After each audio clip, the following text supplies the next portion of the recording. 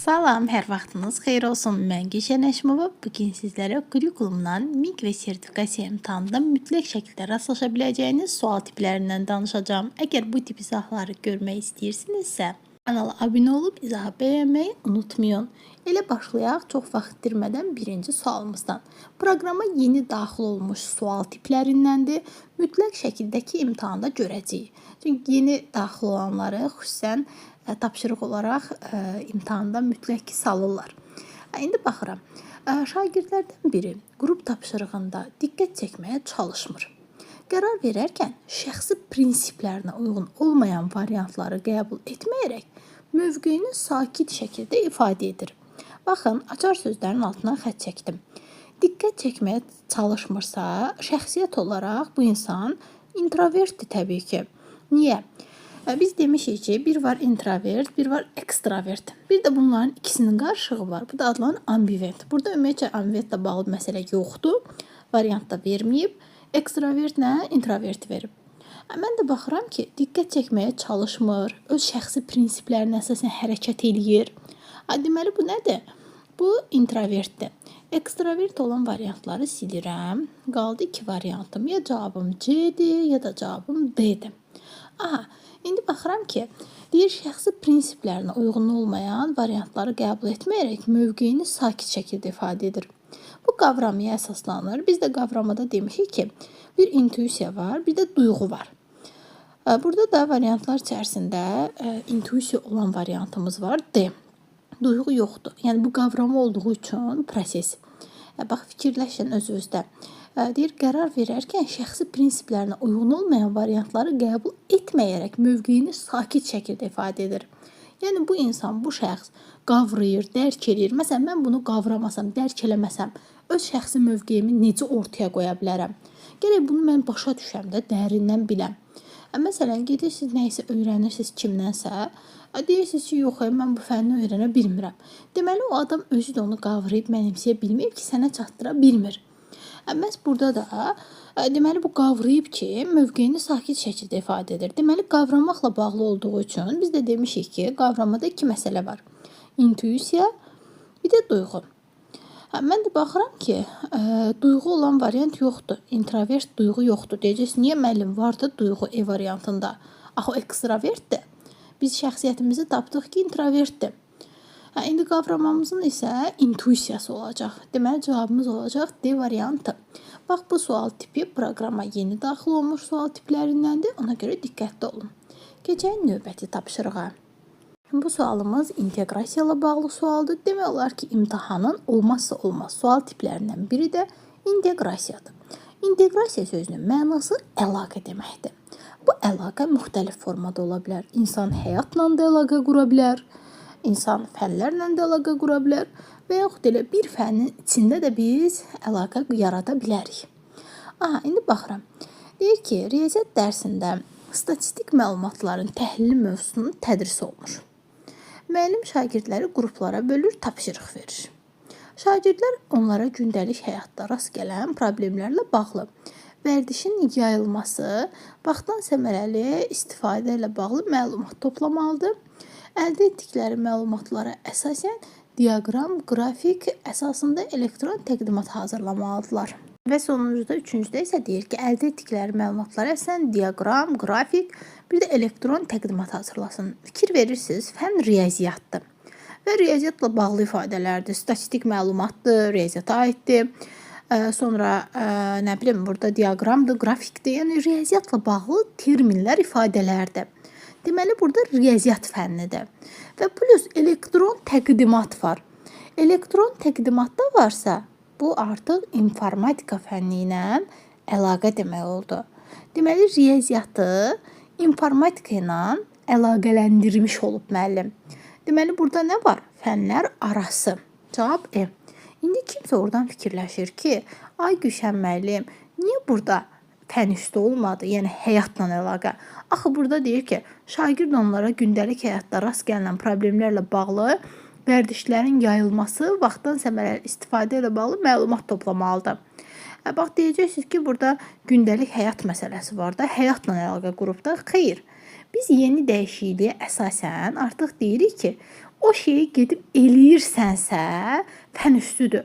Yəni məsələn, onu gedirsən, məsələn, nə isə tutaq ki, qəfədanın biri var, deyirəm ki, qəfədanı isidirəm. Burada əgər onu gedib qəfədanı bir növ belə deyək ki, əgər isitməyə özümüz əlimizlə aparıb isitmiriksə, bu fən üstü ola bilməz. Yəni onu gərək hərəkət ola da, reallıq ola ki, o fən üstü ola. Yəni yeni keçənki dəyişikliyə əsasən biz əgər onu icra ediriksə fən üstüdür. Əgər sözdə, dildə deyiriksə, bu fən üstü olmur. Bilirəm ki, kimsə o sualı fikirləşdi ki, niyə fən üstü olmadı? Onu da cavablandırdım. Deməli, cavabımız oldu burada E variantı. Keçək növbəti tapşırığa. Bu da Banduranın nəzəriyyəsi ilə bağlıdır. Ümumiyyətcə proqrama keçən ildən daxil olmuş Banduradır, Thorndike'dır. Bu nəzəriyyələr var ki, maraqlı nəzəriyyələrdir. Sadəcə diqqətli olmaq lazımdır. Hər birinin açar məqamı var ki, o məqamı bilməlisiniz. Bax, məsələn, Banduranın nəzəriyyəsi nəyə əsaslanırdı? Gəlin bir bunu yadımıza salaq birinci. Biz deyirdik ki, Bandurada sosial öyrənmə nəzəriyyəsi idi. Burada məsələ bu idi ki, kimsə nəyisə göstərir və ona göstərilənə əsasən o şey icra olunur. Mən niyə kimsə dedim? Çünki burada müəllim desəydim səhv olardı. Niyə? Çünki təkcə müəllim yox. Məsələn, şagirdin öz yoldaşı da nə isə ona göstərə bilər. Şagird onu təkrarlaya bilər və yaxud valideyni və yaxud daha ondan bir növ belə deyim ki, o işi bacaran biri. Yəni həmin o şeyin icrasıdır Banduradakı. Məhz göstərilir və göstərilənə əsasən o şey icra edilir. İndi gəlin baxaq. Bizə deyir ki, şərtdə uyğun gəlmir. Şərtdə həmişə diqqətli oxuyun. Uyğun gəlir demir ki, uyğun gəlmir deyir. Baxıram. Ada deyir ki, müəllim sinifdə təhlükəsizlik qaydalarına necə əməl olunacağını özü nümayiş etdirir və şagirdlər bu davranışı müşahidə edərək sonrakı fəaliyyətlərində təkrar etməyə çalışırlar. Aha, baxın, sonrakı fəaliyyətində təkrar etmə. Yəni nümayiş elədi, təkrar edir. Mən bayaq dediyimə gəldik. Deməli, bu uyğundur, silirəm. Şagird televiziya proqramında təqdim olunan qəhrəmanın çətin vəziyyətdə necə düzgün qərar verdiyini izləyir və oxşar vəziyyətə qarşılaşan zaman həmin davranışı tətbiq etməyə çalışır. Görürsünüz, yenə də izlədi və tətbiq elədi. Yəni, göstərilənə əsasən elədi.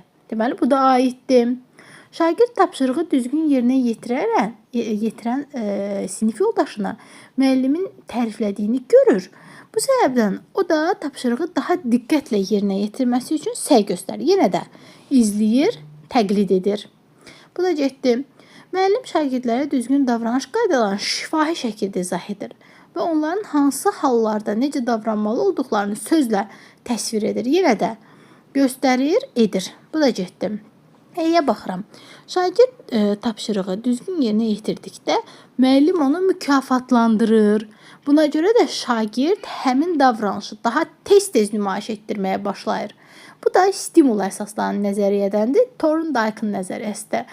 Deməli, görürsünüz, uyğun olmayan budur. Niyə? Çünki Banduraya uyğun olanlar bu 4-ü idi. Amma E variantı Thorndike'ın nəzəriyyəsidir. Stimulla bağlıdır, mükafatlandırmanı önəmli bilir. Ona görə cavabımız olacaq E variantı. Ümumiyyətcə yadınızda saxlayın. İmtahanda sual tipləri situasiyaya əsaslanır ki, mən sizə göstərdiyim tiplər də situasiyanın bir növüdür. Fikirləşməyin ki, situasiya tamam fərqli məfhumdur. Xeyr. Bax, bu yeni sual tiplərini də göstərdim. Əgər bunları görmək istəyirsinizsə, yenə də kanala abunə olun. Bir də bizim hal-hazırda yeni qruplarımız açılıb.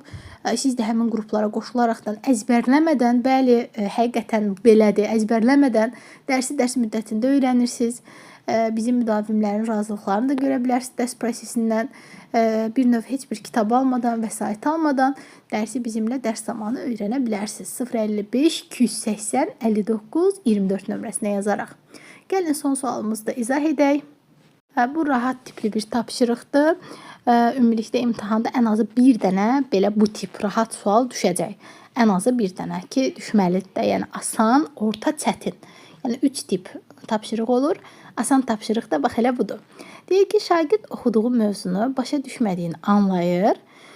Oxuduğunu dayandırır və harada çətinlik çəkdim sualını özünə verir. Deməli, bu uşaq inkişafını monitoring edir, izləyir. Deməli, inkişafın monitoring, yəni özünü monitoring. Burada olacaq C. Niyə? Çünki harda çətinlik çəkdim. Bu sualı özünə verir. Sonra 2-yə baxıram.